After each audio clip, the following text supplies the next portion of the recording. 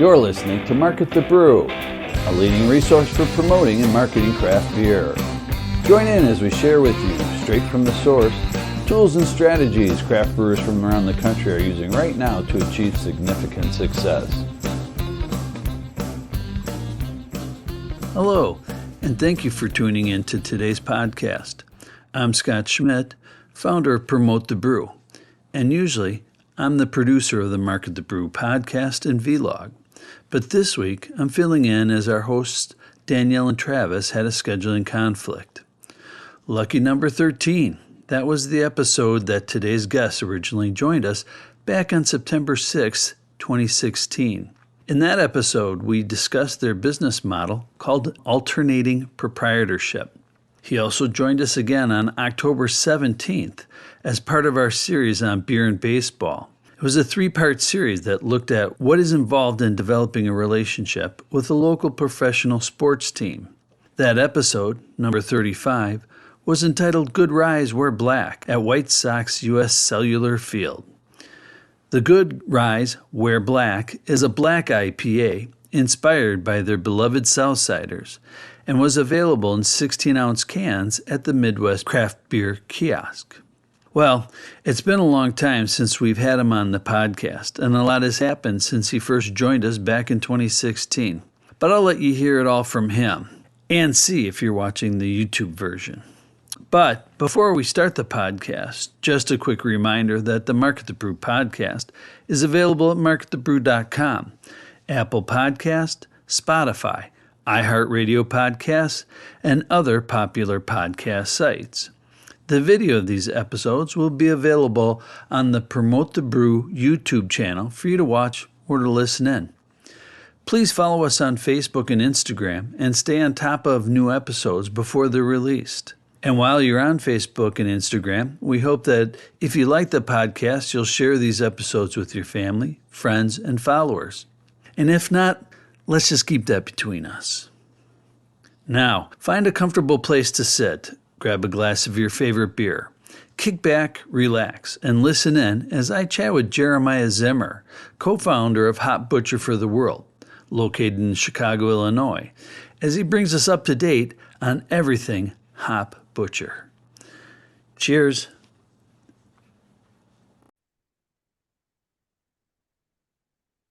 Hello, everybody, and welcome to another episode of the Market the Brew podcast. And today I want to welcome Jeremiah Zimmer from Hop Butcher out of Chicago, Illinois.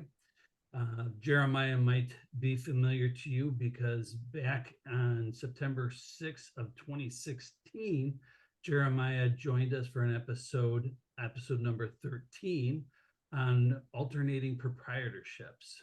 So if you're familiar with the podcast, you've probably heard and seen Jeremiah during that last podcast. If not, I would suggest that you pause right now, go back and listen to episode 13, and then come back and listen to this episode so that you're familiar with the previous episode, so you understand what Jeremiah has been doing since that last episode. So as we jump into it, let's take care of a little bit of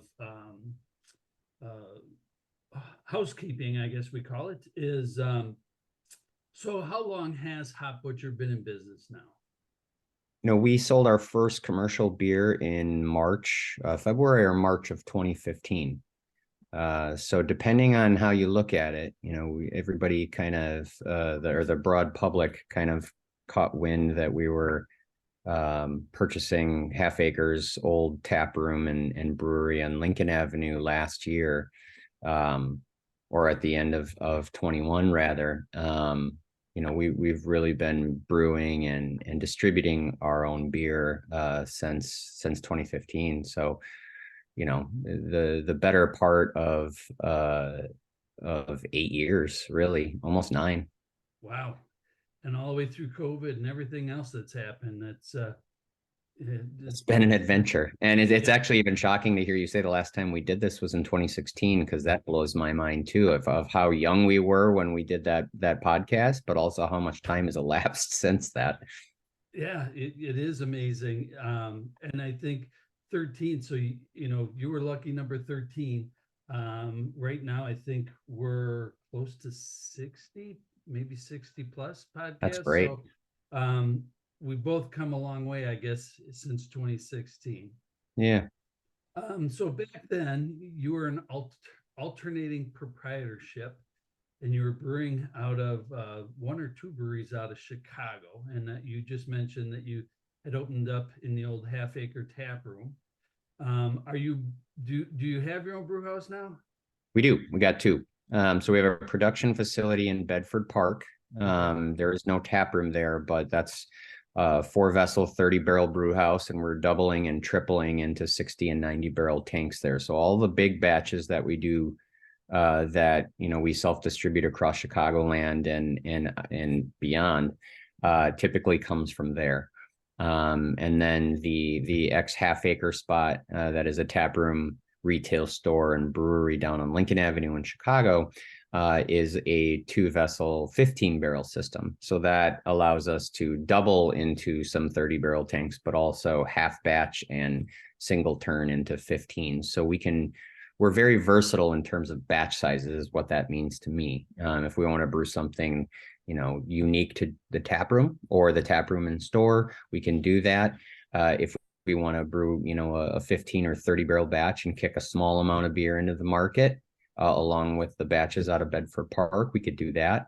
And so we kind of, we kind of took the shackles off, if you will, in terms of what we're able to do and where we're able to put it with both locations. Okay. So when did you start brewing out of Bedford? So you touched on this I guess, in passing or very briefly earlier. When we started as an alternating proprietorship, what that meant, and this is my favorite analogy, is that it'd be like paying somebody rent to use their kitchen, but bringing, cooking the food ourselves and bringing some of our own, pots and pans. So we were brewing our own beer out of a couple different locations, one and then another. And as we saw our demand grow, we would contract a larger batch to coincide with what we were brewing elsewhere. So it was like a mixture of alt prop and a contract batch, and that went from once a month to twice a month to 4 times a month, and then we were basically doing things weekly. And so that's that. It's a very convoluted, hard question to answer, only because alt prop and contract went to our own place plus contract, and then all into our own, and it was all kind of overlapping with each other. Okay. But the general gist of things is everything kind of shifted for us from the way we were doing things, 2016 to maybe late 21, when we purchased both locations at the end of 2021, was when we were able to kind of pull everything in-house. Okay. So you mentioned that you purchased the property, the old half acre property, in 21. When did you actually open the tap room? Took us about a year. So November 10th, I was just looking at it because we're coming up on 1 year anniversary in that space. November 10th was when we opened up to the public in that space. So almost 1 year ago. Wow. And how's business been in the tap room? It's been great. It's an opportunity for us to have beers with people in person, and we never had that before. And we're still doing everything we did that got us here, right? We're still canning fresh beer. We're still getting it out to the accounts throughout Chicagoland and beyond. But to have people come into our space and kind of immerse themselves in all things Hop Butcher, and be able to sit down, at a table or, at the bar and just order 8 different things, eight different samples, and have them all be Hop Butcher, is a really cool experience. That's awesome. Our hosts, Travis and Danielle, who weren't able to be on the podcast today, were down there, I think, a week or two ago, and stopped at the Hop Butcher tap room, and had great things to say about it. So, sounds like you've got a really great space there. Thank you. Yeah, we're proud of it. One of the big things that we had decided when we were kind of looking at the space and kind of reimagining it was that there are a lot of things to love about that space when it was half acres. A lot of things that I think the drinking public of Chicago, were endeared by, going there. And there were things that we wanted to change.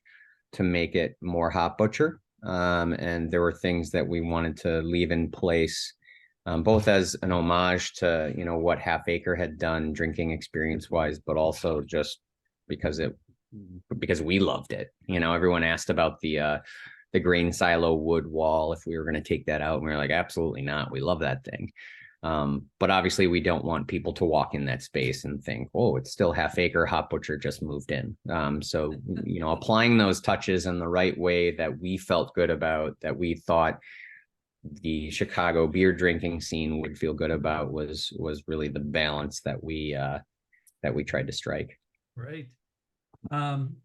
Which brings me to my next question, which is, with the creativity of your beers and your packaging, how do you translate that brand image into a tap room without going too far over the edge? Yeah, I mean, we certainly have a lot, right? I mean, over 350 SKUs that we rotate. Some come back, some don't. The ones that do come back, some more often than others. I think that the Chicago beer drinkers, and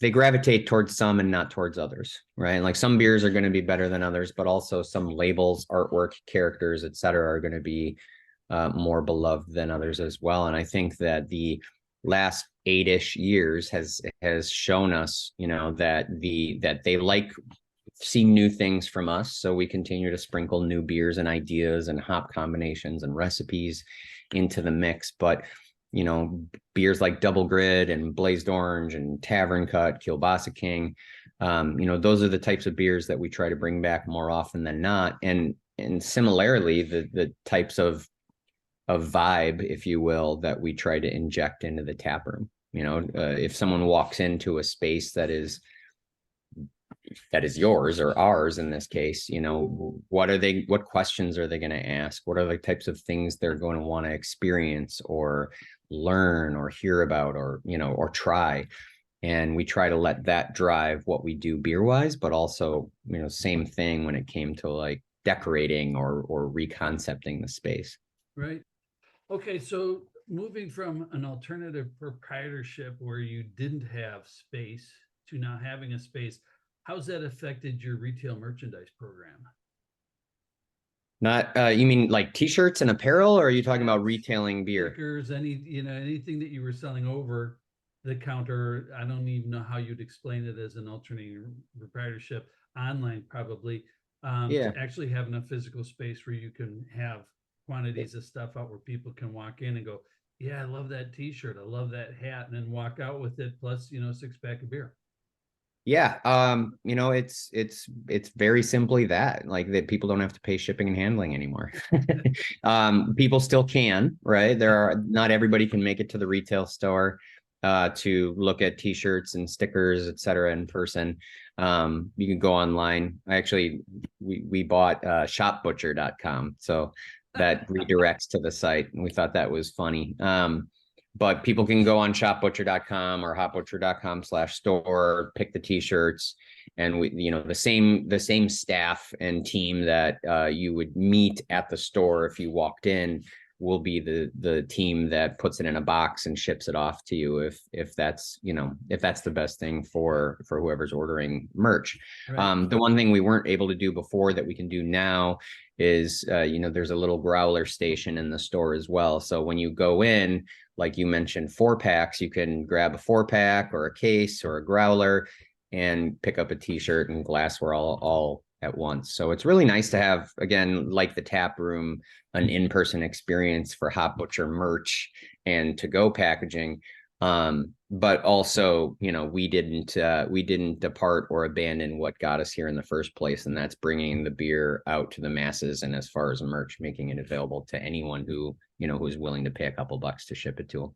Right, right. And you had mentioned a few minutes ago that you were still self-distributing. So, with that in mind, how many barrels are you brewing?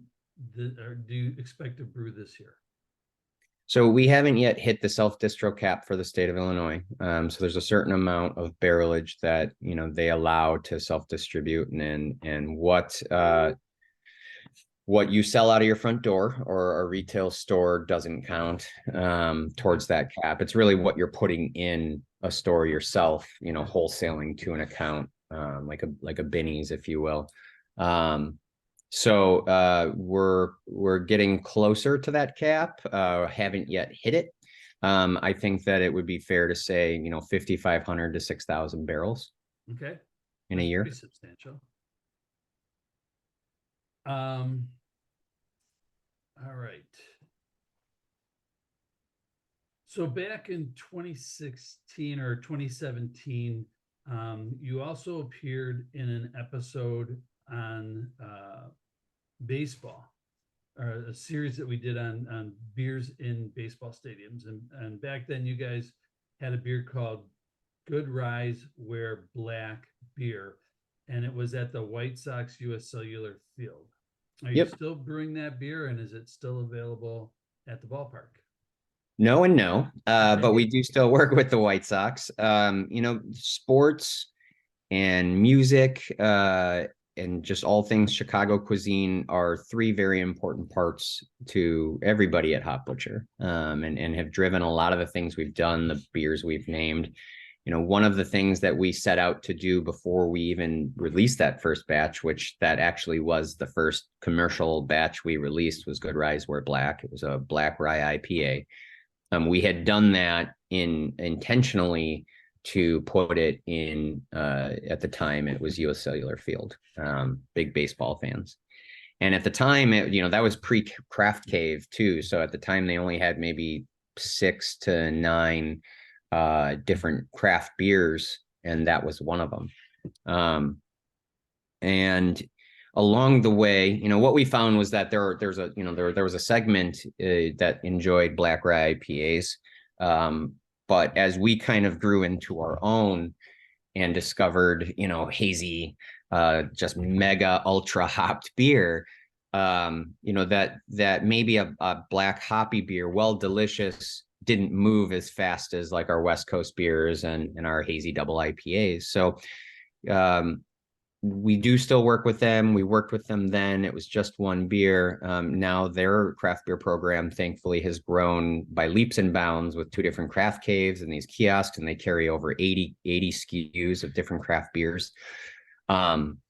What we do with them is a little bit more friendly to what we do as a brewery, which is that constant rotation. So we aim to be the freshest beer that they have in the stadium, and they tell us when they need more beer, and we're able to pluck from whatever that week's release is and deliver it right away. So it's not Good Ryes Wear Black. It's not necessarily even a black rye IPA, but it might be a hazy IPA, a West Coast IPA, a pale ale, hazy double, something like that fits within what we do. And then we put it in there just a few days after it's canned, which is exciting for everyone. Oh yeah.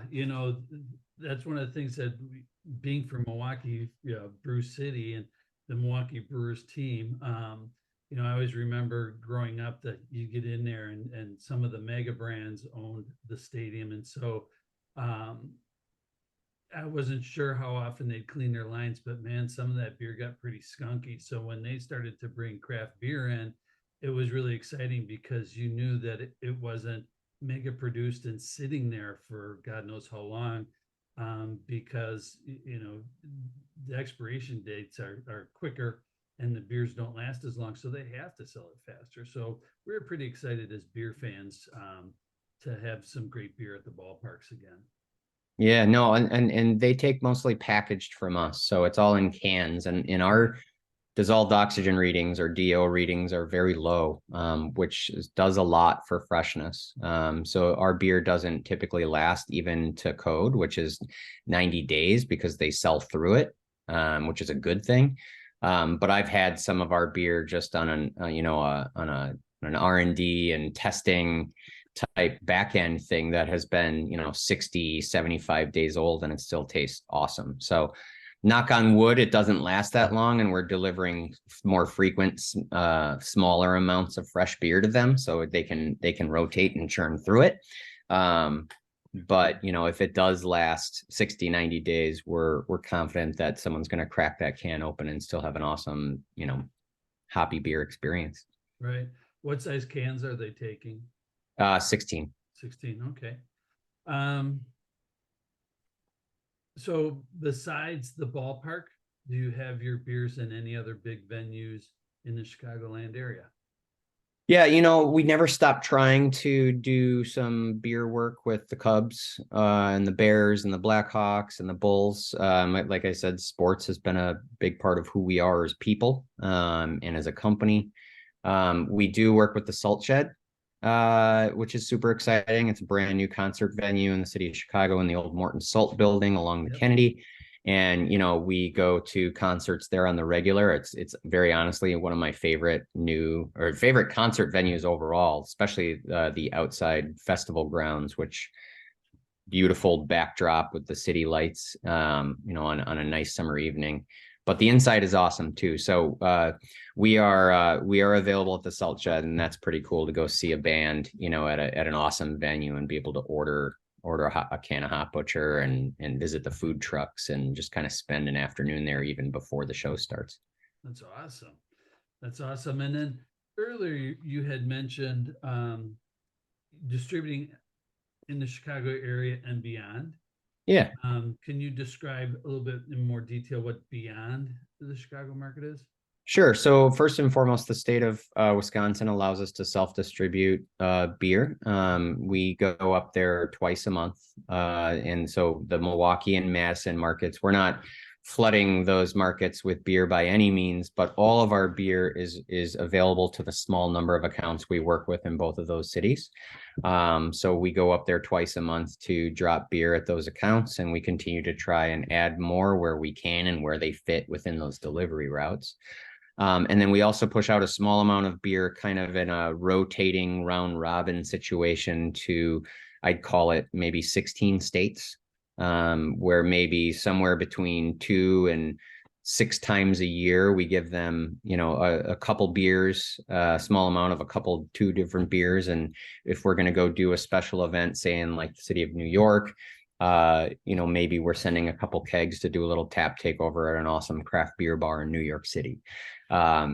It's a lot of fun to do that. And that really started from the need to get kegs into other states for beer festivals. Like if we're going to go pour at WeldWorks Invitational or an IPA fest that Beer Advocate is throwing in Boston, you have to work with third-party distributors in those states to even bring kegs in. And when things go well, or just because they're already sending a truck to pick those kegs up, a lot of times they'll say, hey, can we grab some cans from you guys to push into the market and see how they go? And so everything is kind of, see how it goes and do it again if it worked well, or if we went and did something super fun, someone comes back and says, hey, everybody loved your beer, can we get some more? We try to do a lot of that by feel as much as we can. And that has grown a lot over, the last 5 or 6 years, just from both parts, right? Someone hears about our beer on one side and says, hey, can we try it? And we're like, sure, that sounds like fun. We love Florida. And then on the other side, hey, we're doing this thing, right? We got invited to this festival. Can you help us get some kegs to the festival? And then they ask about the cans like I described. So it's a lot of fun because when you log on to Untapped, or you run into someone in the tap room who's visiting from California, and they make visiting the tap room a part of their trip to Chicago. Mm-hmm. Or like I mentioned, Untapped, you see someone checking in at this bar in Milwaukee that maybe I went to 15 years ago. It's super cool to see people engaging with the brand, tagging us on Instagram or Facebook, but also checking in and enjoying one of our beers somewhere that our guys aren't delivering the beer to. Right. It's someone else that we're working with, and we try to be selective and do things in a way that feels very hot butchery. But that obviously has grown over the years, and it's been an exciting thing to watch. Yep. As you mentioned, feeling hot butchery. We mentioned earlier about the really great art and creativity that you have with your can art. Can you talk a little bit about the creative process and and how those names and those iconic can designs come about? Sure. Dan Jetza is the artist that has done all of our cans and artwork. And he's not only one of my favorite artists, he's one of my favorite humans. I commonly refer to him as one of the best decisions we ever made. Okay. And I hope that makes him feel good because he's so amazing as a human being, as an artist. He's got this unique style. He's fun to work with. And so in terms of where it comes from and how the process works, I think it comes from a number of different lanes. One might be a name driven design where we say, hey, Dan, we're going to do this beer called X. And here's what we were thinking. And sometimes he listens and sometimes he doesn't, but what we get back is always amazing. Other times it's maybe like an ingredients or a recipe driven approach, right? Where we're using maybe a certain hop or fruit or grain that kind of drives what that name is, or, that might be lemony fresh, right? Like we want this beer to be like more on the lemon citrus end of things in terms of hops and flavor profiles. Sometimes it's a vibe or a geography, Cali cool, you imagine yourself drinking this beer on a beach in California or something like that. And other times we just have like this raw idea and we don't even have a name in mind, but we jump on the phone or text Dan and say, hey, here's what we're thinking. We just kind of let him run with it. And, I think we've only had to redesign, one or two beers. He's very efficient, and very trustable, if you will, in terms of what he delivers on the back end.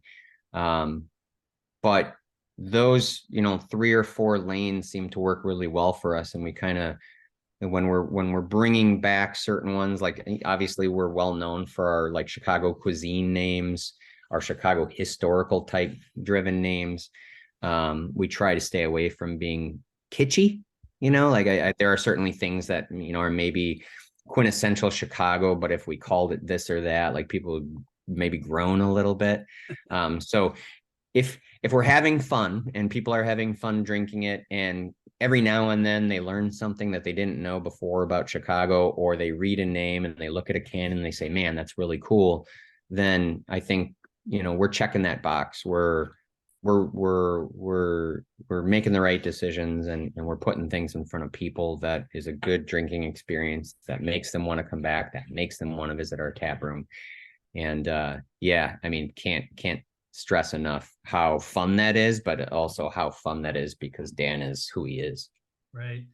And it sounds like you guys bring him in early on in the process. And, as you're developing a thought and a beer and ingredients, you've kind of got him tuned in so that that he fully understands not only what the beer is, but how you want to brand that beer.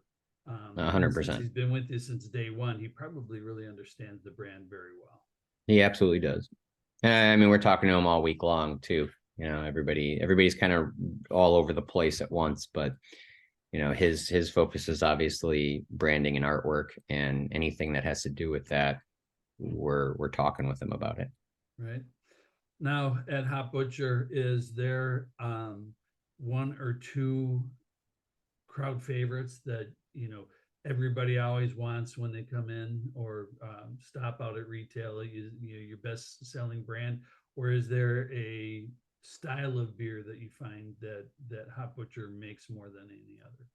Yeah, I like to call it an avenue, hazy double IPAs, right? And they have different hop blends and thus different hop profiles. But I think we've established a sense of trust with anybody who knows Hop Butcher and anyone who tries us that, yeah, maybe Double Grid was the best hazy double IPA you've ever had in your life, and you wish it was on tap, but it's not. But maybe scrap metal is there instead. Maybe beef dipped is there instead, and it'll be a different hot combo and a slightly different profile, but it's gonna scratch that same itch and also kind of leaving you something to look forward to and anticipate next time, Double Grid or Blazed Orange Milkshake or whatever that drink or beer is that isn't available when you want it for when it comes back next.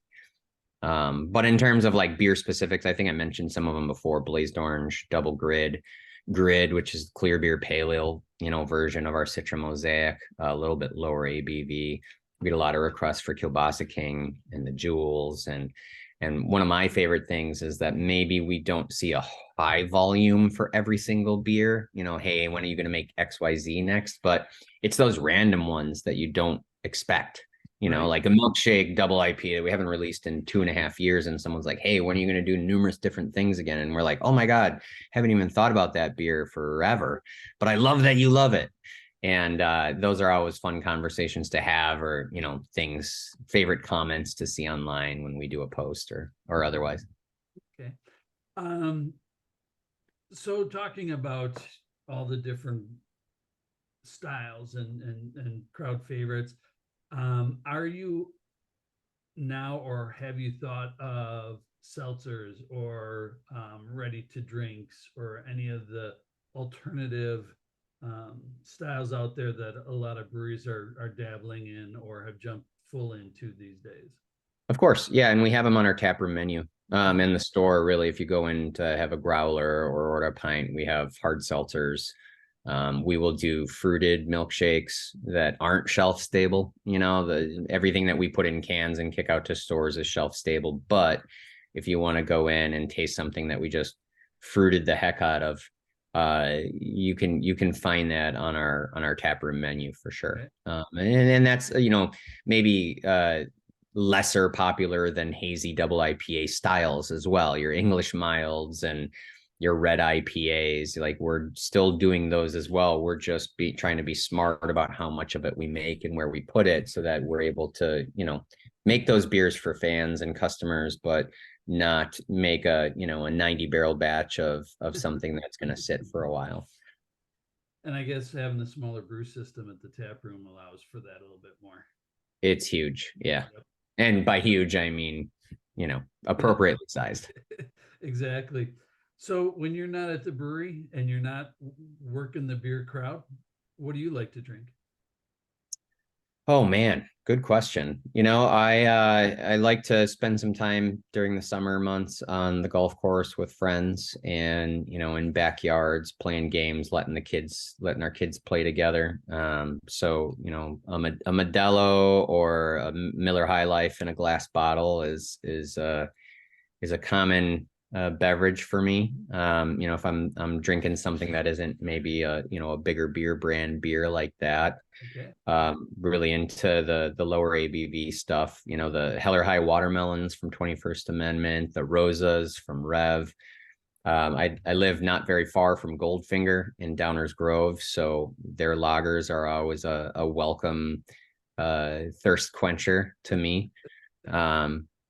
But yeah, I mean, really anything that I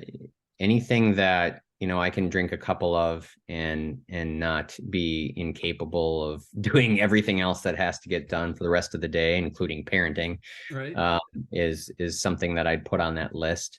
I like, and separately or additionally, I like beers that surprise me. Right. We were out in Yakima for hop selection last week, and it stopped by Single Hill and had one. I think they had 5 or 6 maybe fresh hop beers or wet hop beers, right, and tried one of them, and I've just never smelt something like that before in my life. It was flavor, it was aroma, it was perfectly a perfect strength to drink a couple at, and it really, in the week leading up to our first wet hopped IPA release, it was exciting to have a beer like that kind of changed my mind a little bit. Not that I've had wet hop beers that I've enjoyed before, but right, I'd never had one that smelled like that. It actually smelled like the hops we had selected earlier in the day, and which are, our core samples of basically like whole leaf hops, right, and it's like, how did you get this from this to this? Because holy cow, this is delicious. So having those experiences, whether it's, out of a can, bottle, or a draft line at another brewery is always something that kind of, makes you a better beer drinker and kind of like reignites your love for a certain taste and aroma profile. But that was certainly one of them. Wow. I'm gonna have to get down there and try one of those. I'm gonna be down in Indiana, northern Indiana next month, so Nice. I have to make a detour.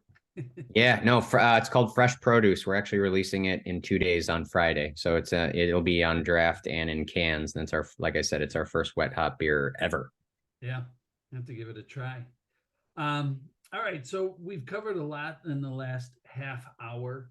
Is there anything significant or important that we didn't ask or talk about today?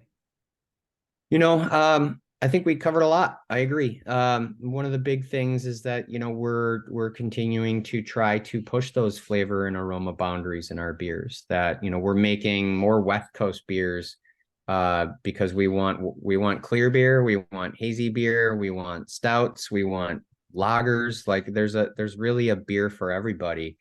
And trying to take all of those different styles that people love to drink and push all of them forward. How do you get more flavor out of this? How do you make this better? Does it need to be drier? Do you need more hop aromas? And then all the agricultural products that go into a beer, like hops and grain, those change too. So if there's a new hop, we got to find out if that new hop is going to deliver new experiences, or it's going to push an existing experience a little bit farther and make it taste and smell more like what we're after. So it's kind of a fun, tinkering, mad scientist approach. But for anybody who has followed along with us over the last 8 years, we try to stay at that forefront of R&D in seeking that out on behalf of us as well as them. So, for those people who are along for the ride, I hope they stay along for the ride. For the people who are maybe new to us and haven't tried our beer yet, I certainly hope, jump on board and start following what we're doing and trying our beer when you can either find it in your market or you're visiting Chicago. And hopefully we can open some eyes and give those people a drinking experience they've never had before either. And lastly, I think, as we continue to kind of mature in our spaces and find, our groove, after year one, we're looking at maybe doing some fun things for our anniversary and continuing to tackle firsts and things we've never done, packaged barrel aging and, our love of sports and music and how we continue to fold that into who we are in those in-person spaces is what I think people can look forward to. Right. So yeah, no, I mean, this has been awesome. And obviously I love talking to you guys and kind of sharing our story, but I think the real excitement lies ahead and kind of where we go from here. Do you have an idea of what's in the future for Hop Butcher? I have all kinds of ideas, none of which I can share with you and spoil yet right now. But, I think the future is bright, and just picking our paths and finding out where we go and what works and how we get better and how our beers get better is as good of a hook as I can give you and leave you with. Well, I appreciate it. And we do appreciate your time today. And we look forward to getting down there and trying some of the beers and checking out the new tap room, and we'll go from there. Sounds good. Thank you so much for having me, and looking forward to having that beer in person with you. Yeah, we'll talk to you soon. Thanks very much, Jeremiah. Thank you. Cheers. We've reached the end of this episode, but there's plenty more to keep you busy.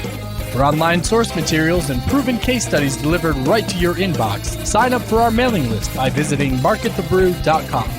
We'll see you next time on Market the Brew.